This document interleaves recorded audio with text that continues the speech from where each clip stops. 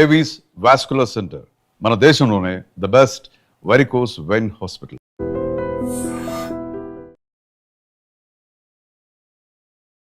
Five 6 weeks Bharani sir ఇంత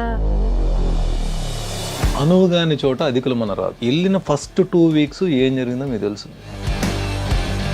భరణి నీ game బాగాలేదు అని అనలేదు ఎక్కడ.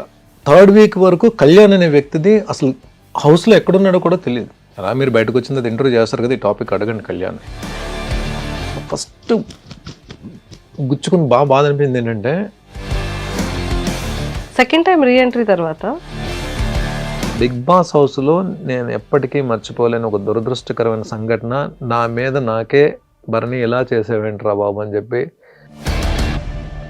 20 మంది నన్ను బయటికి పంపిద్దామని ట్రై చేశారు. 3 నా గురించి నిలబడ్డారు. ఆ 3 ఎవరో మీకు తెలుసు. మీ హెల్త్ ఎలా ఉంది సార్? రిప్స్ అంత ప్రాబ్లం అయింది. షోల్డర్ ఫస్ట్ 3 వీక్స్ మరి. సార్ రీతు గారు ప్రెస్ మీట్ లో బయటకు వచ్చిన తర్వాత ఇంతమంది కంటెస్టెంట్స్ లో మీకు ఎవరు ఫేక్ అనిపించారు అనగానే భరణి గారు అన్నారు. అంటే ఆ కామెడీ టైమింగ్ ఏంటి, ఆ డాన్సెస్ ఏంటి, అంటే ఏమైనా కొరియోగ్రాఫర్ అవుదాం అనుకుంటున్నారా?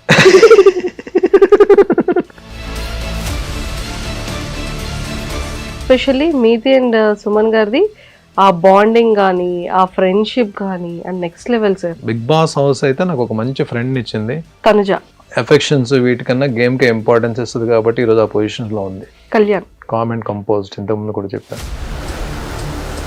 ఇమాన్యుయల్ టైమ్లీ స్ట్రాటజీలు మార్చుకుని ఎప్పుడు ఎవరితో క్లోజ్గా ఉండాలి, ఎప్పుడు ఎవరిని. Demon my all time competitor in the house, ఇంతకుముందు కూడా చెప్పాను. Hi Bharani sir. Hi Manjusha గారు, నమస్తే అండి. నమస్తే, ఎలా ఉన్నారు? సూపర్ సార్, సూపర్ ఉన్నారు. ఫస్ట్ అంతా కూడా ఒక 5-6 వీక్స్ భరణి సార్ ఇంత. సెకండ్ మళ్ళీ రీఎంట్రీ ఇచ్చేటప్పుడు ఈసారి పోతే మళ్ళీ ఏమైనా అది క్యారీ ఫార్వర్డ్ చేస్తారా అనుకున్నాం. వెళ్ళిన ఫస్ట్ 2 వీక్స్ ఏం జరిగిందో మీకు తెలుసు. The war between tenants and owners.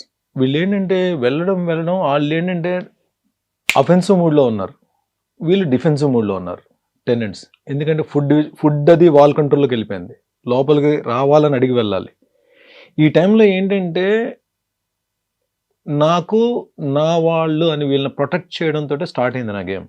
Manjusha గారు, మీరు కూడా బీయింగ్ ఏ గర్ల్, కంఫర్ట్, ఒక వ్యక్తి దగ్గర కంఫర్ట్ ఉందనుకోండి, తెలియకుండా ఒక హెల్దీ ఫ్రెండ్షిప్ స్టార్ట్ అవుతుంది. అవును, అందరితోటి అంత కన్సర్న్గా ఉండలేరు మీరు. ఒక హెల్దీ ఫ్రెండ్షిప్ స్టార్ట్ అవుతుంది, బాగుంటుంది. వేరే ఒక మనిషి దగ్గర ఒక ప్రొటెక్షన్ కూడా కనపడుతుంది అనుకోండి, అవును, ఒక వ్యక్తి దగ్గర ప్రొటెక్షన్ కనబడుతుంది అనుకోండి, వాళ్ళ దగ్గర షేరింగ్ స్టార్ట్ అవుతుంది.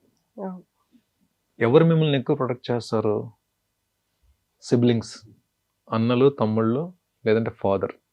ఒక అమ్మాయిని లైఫ్ లాంగ్ మ్యారేజ్ అయ్యేంత వరకు కూడా ప్రొటెక్ట్ చేసేది అన్న, తమ్ముడు, నాన్న. వీళ్ళే ఒక అమ్మాయి లైఫ్లో.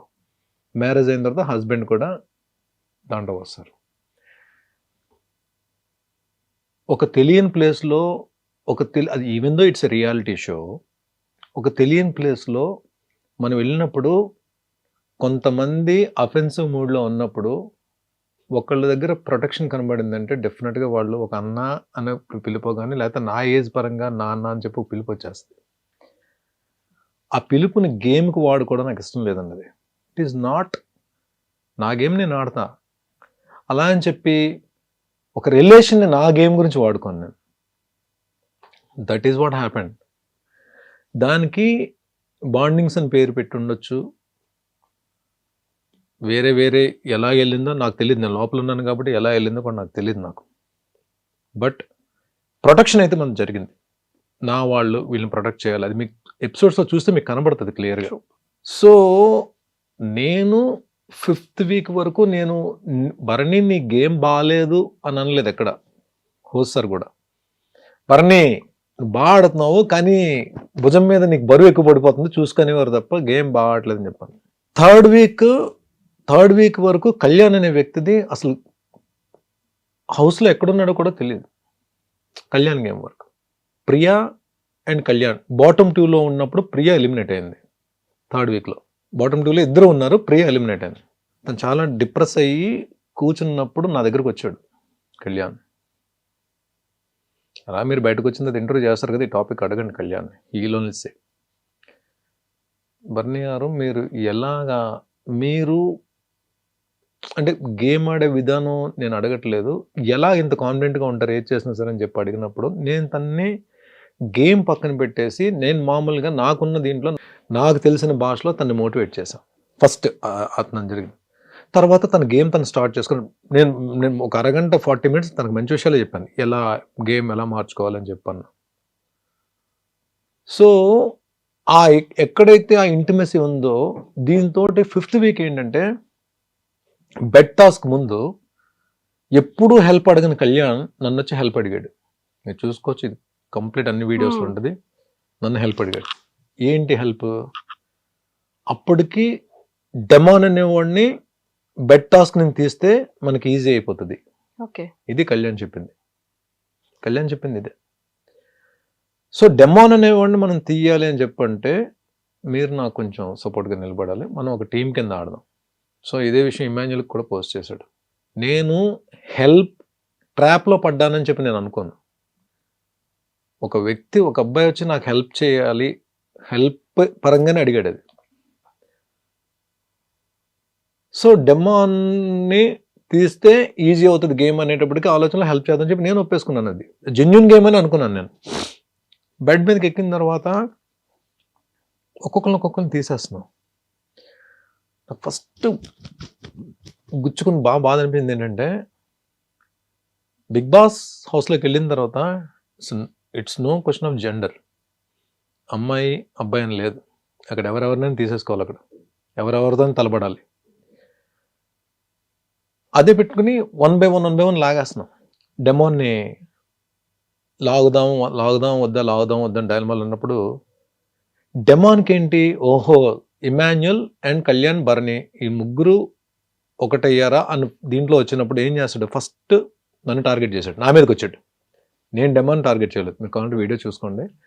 డెమాన్ నన్ను తోస్తే నేను అడ్డుకొని డెమాన్ తోసే ప్రాసెస్లో కింద పడ్డాను. తర్వాత అది సంచాలక్ డెసిషన్, అది కొంచెం కాంట్రవర్సీ అయింది. అది అయిపోయిన తర్వాత నేను ఉన్నప్పుడు కళ్యాణ్ 1 by 1 అందరినీ కిందకు తోసిన రోజులో నేను అడిగాను కళ్యాణ్ నెక్స్ట్ నేను శ్రీజాని తీసేద్దాం అనుకుంటున్నాను. ఇమాన్యుల్కి చెప్పాను, కళ్యాణ్ కూడా చెప్పాను. తను ఓకే అన్నాడు.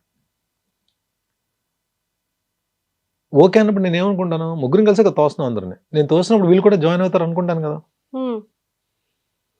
అక్కడ ఏంటి, ఎండ్ ఆఫ్ ద డే అందరిని తోసుకుంటే మేము ముగ్గురు మిగలాలి. మేము ముగ్గురు మిగిలిన తర్వాత ముగ్గురులో మళ్ళీ ఇద్దరు మిగులుతారు. ఇమాన్యుల్ నన్ను తోసేస్తాడో, లేదంటే కళ్యాణ్ని నేను కలిసి ఇమాన్యుల్ తోసేస్తామో, లేదు నేను కళ్యాణ్ కలిసి ఇమాన్యుల్ తోసేస్తాం. అది ముగ్గురు మిగిలిన తర్వాత గేమ్ అది వేరే దీంట్లోకి వెళ్తుంది.